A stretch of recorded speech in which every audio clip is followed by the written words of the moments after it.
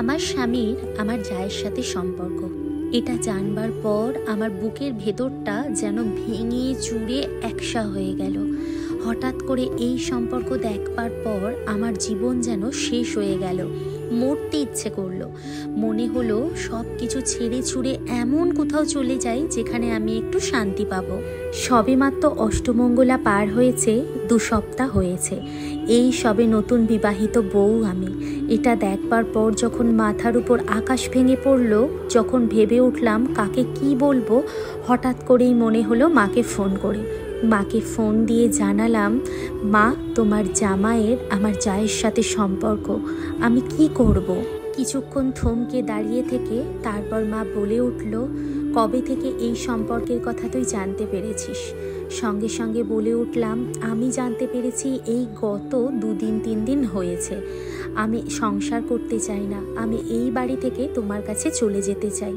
মা তখন আলতু গলায় বলল, তোর বাবা কাজ থেকে ফিরলে তাকে কথাটা জানাবো, তারপরে আমরা কোনো ডিসিশন নেব। সন্ধ্যে 7টা বাজে। বাবা ফোন করেছে দেখেই বাবার ফোনটা তুলেই হাউমাউ করে কাঁদতে কাঁদতে বললাম, বাবা, আমার জীবনটা পুরো শেষ হয়ে গেল। বাবার চোখে আবছা জল, কাঁদো কাঁদো গলায় বলে উঠল, মা, সব ঠিক হয়ে যাবে। বাবাকে সব হুড়মুড় করে বলে বললাম আমার জায়ের সাথে তার জামাইয়ের সম্পর্ক।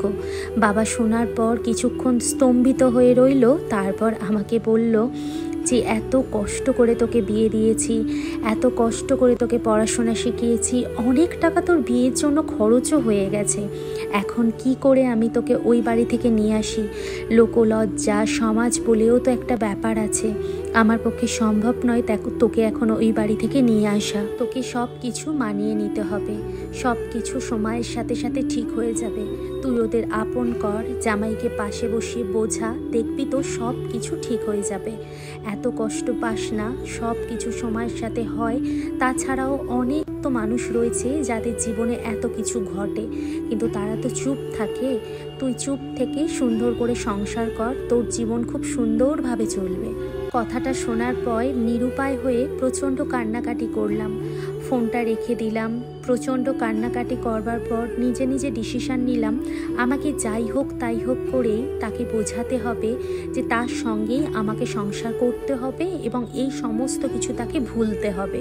আমার স্বামীর কাছে রাত্রি 10টার সময় গেলাম। গিয়ে আমার স্বামীকে পাশে বসিয়ে তার হাত ধরে অঝরে কেঁদে, তার পা ধরে অঝরে কেঁদে তাকে বোঝাবার চেষ্টা করলাম। কিছুক্ষণ পরে সে বুঝলো এবং তার এই যে দোষ, সেই দোষটা সে স্বীকার করলো এবং আমায় কথা দিল আমার সঙ্গে সুন্দরভাবে সংসার করবে। রীতিমতো আমরা সুন্দরভাবে সংসার করতে শুরু করলাম। সংসারে সবেমাত্র সুখের মুখ দেখেছি। আমাদের সন্তান আমাদের পৃথিবীতে এলো। আমি গর্ভবতী হলাম। সেই আনন্দে গোটা পরিবার হই হুল্লোড় করতে শুরু করলো, কিন্তু তারও মাঝে আমার বুকের ভেতর যেন ভয়ে বুক কেঁপে উঠছিল। কারণ আমি গর্ভবতী, মায়ের বাড়ি চলে যাব, তারপরে যদি আমার স্বামী আবার ওই লীলা খেলায় মত্ত হয় তাহলে কি করে হবে? এবার তো আমার সন্তান আসবে। সন্তান আসার পর সে যদি দেখে তার বাবার এই অবস্থা, তাহলে সে কি পরিচয় দেব? তার প্রশ্নের জবাব আমি কি দেব? এত কিছু ভাবতে ভাবতে আবারও অঝরে কেঁদে উঠলাম।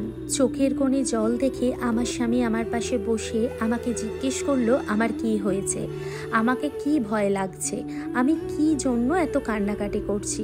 তাকে যখন আমি সমস্ত কথা খুলে বললাম, সে তখন একটা অট্টহাসি হেসে বলল, যে রাস্তা আমি একবার ফিরে চলে এসেছি সেই রাস্তায় আমি কখনোই যাব না।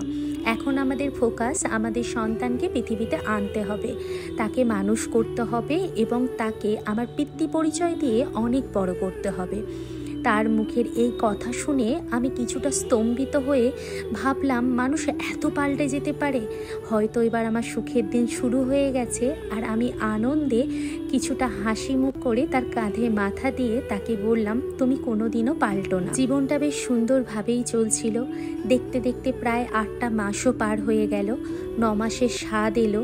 9 মাসের স্বাদে আমার বাপের বাড়ি থেকে সবাই এলো। 9 মাসের স্বাদও কমপ্লিট হলো। এখন চলে যাবার পালা আমার বাপের বাড়িতে। আমার প্রথম সন্তান আমার বাপের বাড়িতে হবে এই কথা বলাতেই আমি অঝরে কান্নাকাটি করলাম। তারপরও সমস্ত কিছু বুঝে শুনে নিজেকে শান্ত করে চলে গেলাম বাপের বাড়িতে। বাপের বাড়িতে যাওয়ার সময় আমার স্বামী নিজে গিয়ে আমাকে দিয়ে আসে এবং আমার হাতে হাত রেখে কথা দিয়ে আসে সেই রকম ভুল সে কখনোই করবে না যেটার জন্য আমি এবং আমার সন্তান দুজনেই আমরা কষ্ট পাই। একটা মাস কেটে গেল, আমাদের সন্তান আমাদের পৃথিবীতে পা দিল। পৃথিবীতে পা দেওয়ার সঙ্গে সঙ্গে তার বাবার সাথে সাথে পরিবারের প্রত্যেকের মুখে এলো হাসি, কারণ আমাদের ছেলে সন্তান হয়েছে এবং সেই সন্তান বংশ রক্ষা করতেও পারবে, তাই প্রত্যেকে খুশি হয়। এরপর আমাদের সন্তানকে নিয়ে এমন একদিন হলো আমরা বাড়িতে ফিরে এলাম। আমার বাপের বাড়িতে প্রায় 6টা মাস কাটানোর পর এবার শ্বশুরবাড়ি যাওয়ার পালা। শ্বশুরবাড়িতে গেলাম। শ্বশুরবাড়িতে যাওয়ার পর প্রত্যেকে আমার প্রতি অবিচার দেখে আমার সত্যি একটুখানি কষ্ট লেগেছিল বটে, কিন্তু তারপরও নিজেকে একটু সামলে নিলাম। সব কিছু মাথার ওপর দিয়ে বার করে দিয়ে আমার স্বামীর দিকে তাকাতে আমার স্বামী বলল, সব ঠিক আছে, তুমি, তোমার সন্তান আর আমি তিনজনে মিলে সুন্দর সংসার নিয়ে সুখী থাকতে চাই এবার। তার এই কথায় আমি অনেকটা শান্তি পেলাম। তারপর শুরু হলো পরের দিন সকাল। পরের দিন সকালবেলা থেকে শুরু হয়ে গেল আমার ওপর অত্যাচার। রান্না বান্না করা, ঘরের কাজকর্ম করা, আর তার সঙ্গে সঙ্গে আমার সন্তানকে আমার কোলে না দেয়া।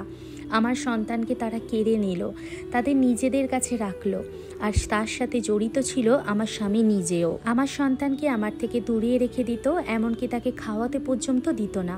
আমার সন্তানকে কোলে নেওয়ার অধিকার আমার কাছ থেকে ছিনিয়ে নিল। তাদের শুধুমাত্র রান্না বান্না করা, ঘরের কাজকর্ম করা, তাদের বাসন মাজা, কাপড় চোপড় কাচা, এই সব কিছুর জন্যই শুধুমাত্র আমাকে রেখেছিল।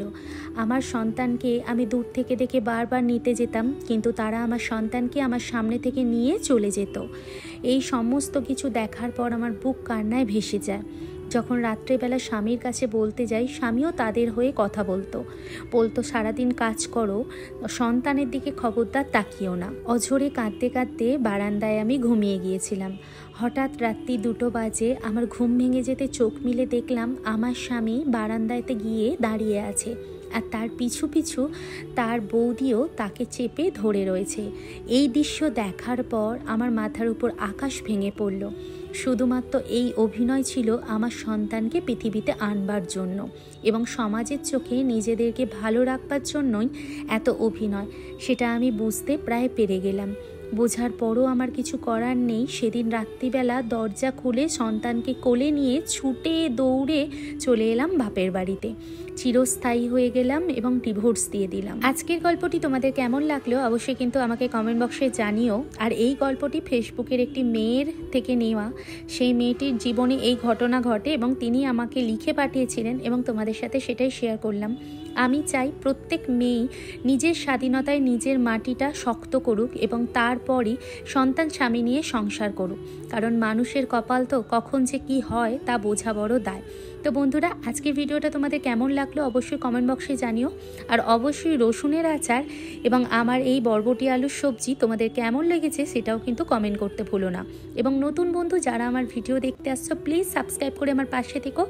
সবাই ভালো থেকো, সুস্থ থেকো। আবার দেখা হবে নতুন একটি ভিডিওর সাথে, নতুন গল্পের সাথে। ভালো থেকো।